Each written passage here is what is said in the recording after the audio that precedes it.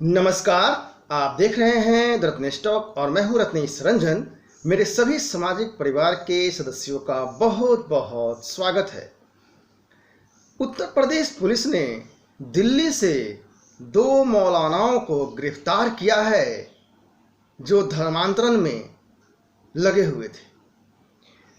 मेरा प्रश्न ये है, मैं पूरे विश्लेषण में ये बताने का कोशिश करूंगा कि क्या योगी सरकार ने उस नब्ज को पकड़ लिया है, उस नस को दबा दिया है जिससे खैराती लेफ्ट लिबरल की बेचैनी बढ़ गई है? क्या फर्जी सेकुलरिज्म के गर्दन को योगी सरकार ने दबा दिया है जिससे जिहादियों की जो फरफराहट है वह बढ़ गई है? जहां से भाईचारे, जो फर्जी भाईचारा है, उस पर से पर्दा उठ गया है। दिल्ली में धर्मांतरण करा रहे मौलानाओं को यूपी पुलिस ने चूंकि गिरफ्तार किया है, लेकिन इसके तार गाजियाबाद के दासना मंदिर महंत श्री नरसिंहानंद स्वामी के सरस्वती से यह जुड़ा हुआ है। कैसे, यह भी मैं बताऊंगा।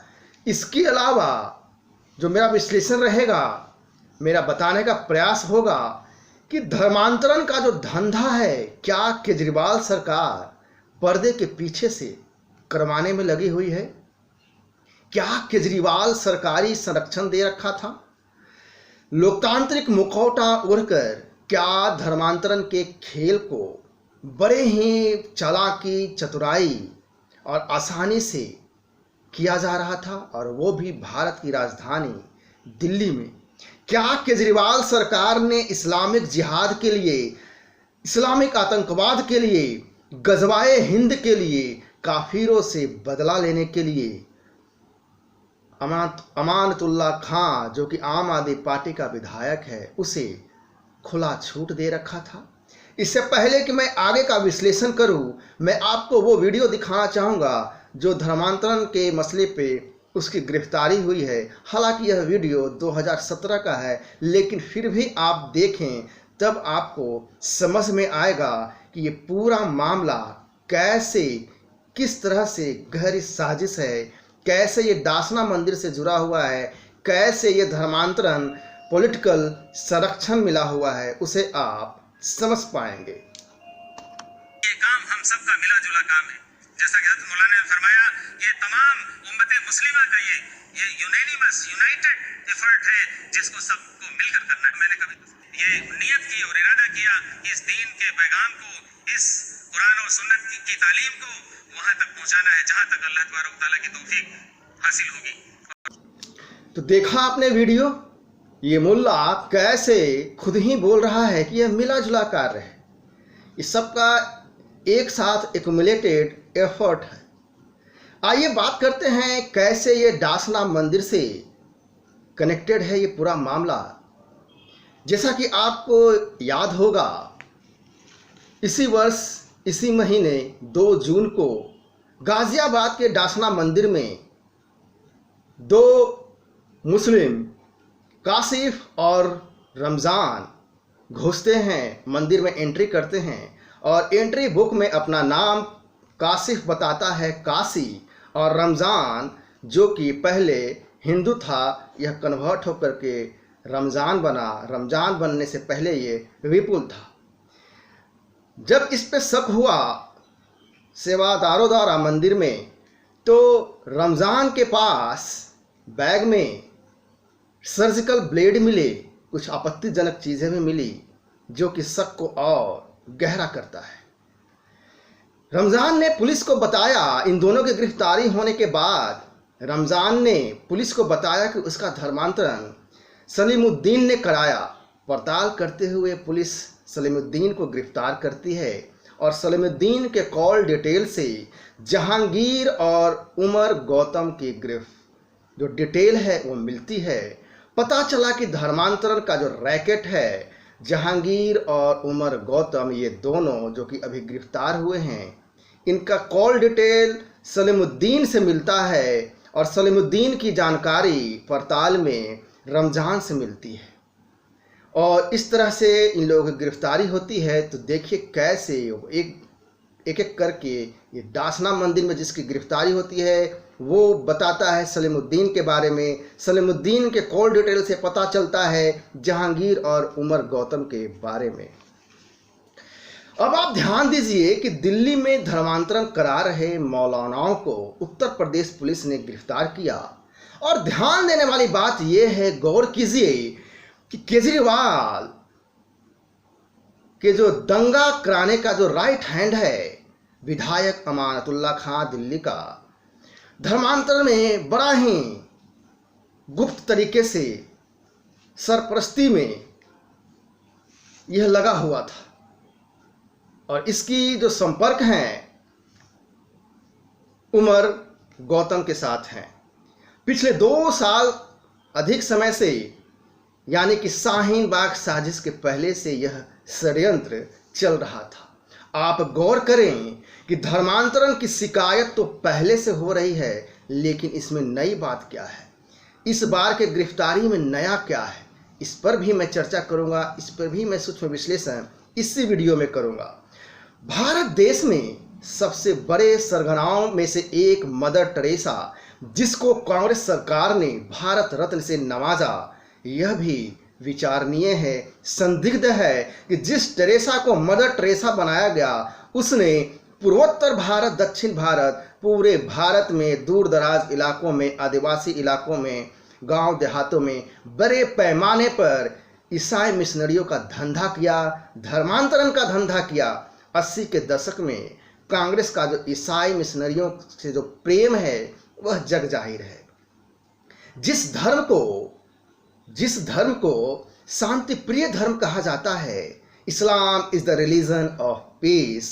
अरे भाई, जब रिलीजन ऑफ पीस है तो पीस कहने की जरूरत क्या है। लेकिन सच्चाई तो यह है कि मुगल काल से डराकर धमकाकर जबरदस्ती धर्म परिवर्तन कराया गया है। तो क्या अब आज़ादी के बाद भारत में 70-75 वर्ष बीत जाने के बाद भी 21वीं शताब्दी में भी धर्मांतरण का खेल बेधड़ल्ले जारी है? धर्मांतरण का धंधा क्या केजरीवाल सरकार पर्दे के पीछे से करवाने में लगी हुई थी? यह भी सवाल है। क्योंकि अमानतुल्लाह खां जो कि राइट हैंड है केजरीवाल का दंगा कराने में, और अमानतुल्लाह खां का संपर्क ये जो अभी गिरफ्तार हुए हैं उमर गौतम, इसके साथ वो संपर्क में था। यूपी पुलिस द्वारा 2 मुल्लों की गिरफ्तारी के बाद पूछताछ में पता चला कि इनकी फंडिंग आईएसआई से होती है। और अब ये भी पता चला कि ये इसमें भूमिका popular front of India PFI की भी है। योगी सरकार ने जो किया वो राज्य स्तर पे किया है, अपने अधिकार क्षेत्र में कार्य किया है, उस पर एनएसए लगाया है। प्रश्न ये भी है कि क्या पूरे भारतवर्ष में आज के तारीख में सख्त कानून की आवश्यकता है धर्मांतरण के संबंध में? धर्मांतरण कानून जो है उसमें बदलाव लाने की आवश्यकता है, यह भी विचारणीय है। उत्तर प्रदेश पुलिस ने जो खुलासे किए हैं चौंकाने वाले हैं। जैसा कि मैंने आपको बताया कि थोड़ी देर पहले कि इसमें नया क्या है। धर्मांतरण की शिकायतें पहले भी होती रही हैं, गिरफ्तारियां भी थोड़ी बहुत होती रही हैं, लेकिन इस बार नया क्या है मैं आपको बता दूं कि इस बार के गिरफ्तारी में योगी का ऐसा डंडा चला है, ऐसा नब्ज पकड़ा है, ऐसा नस दबाया है कि न सिर्फ केजरीवाल, न सिर्फ बेईमान धूर्त देशद्रोही, नहीं सिर्फ अमानतुल्लाह खां, बल्कि खैराती, जिहादी, फर्जी धर्म निरपेक्षता का राग अलापने वाले भी उन पे चोट पहुंचा है। प्रश्न यह है कि क्या अब केंद्र सरकार को सख्त कानून बनाने की आवश्यकता है आज के तारीख में? अब चूंकि एनए लगा गया है, एनएसए लग गया है उस पर, तो यह पूरा का पूरा मामला केंद्र सरकार के पास चला गया। उत्तर प्रदेश के एटीएस टीम ने जांच के तहत पाया कि उमर गौतम हिंदू था 80 के दशक में और धर्म बदल करके ये मुस्लिम बना। धर्म बदलकर दिल्ली आया। आम आदमी पार्टी के सरकार आने के बाद धंधा तेजी से चलने लगा, चूंकि अमानतुल्लाह खां जो विधायक है आम आदमी पार्टी का, वो इसके संपर्क में था।